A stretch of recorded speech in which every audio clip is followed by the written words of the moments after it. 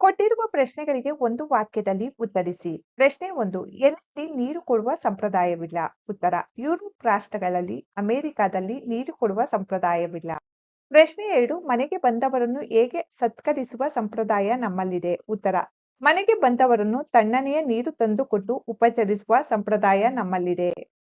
ಪ್ರಶ್ನೆ 3. ವಿದೇಶಗಳಲ್ಲಿ ನೀರಿಗಿಂತ ಅಗ್ಗವಾಗಿ ಸಿಗುವುದೇನು. ಉತ್ತರ: ವಿದೇಶಗಳಲ್ಲಿ ನೀರಿಗಿಂತ ಅಗ್ಗವಾಗಿ ಕೋಲಾಗಳು ಸಿಗುತ್ತವೆ. ಪ್ರಶ್ನೆ 4. ಭಾರತದಲ್ಲಿ ಇತ್ತೀಚೆಗೆ ಯಾವ ಹುನ್ನಾರ ನಡೆದಿದೆ. ಉತ್ತರ: ಭಾರತದಲ್ಲಿ ಇತ್ತೀಚೆಗೆ Mother's day, fathers day, Valentine's Day ಆಚರಿಸುವುದರ ಮೂಲಕ ನಿತ್ಯ ಗಿಫ್ಟ್ ಗ್ರೀಟಿಂಗ್ ಕಾರ್ಡ್ ಮಾರುವ ಹೊಸ ಹುನ್ನಾರ ನಡೆದಿದೆ.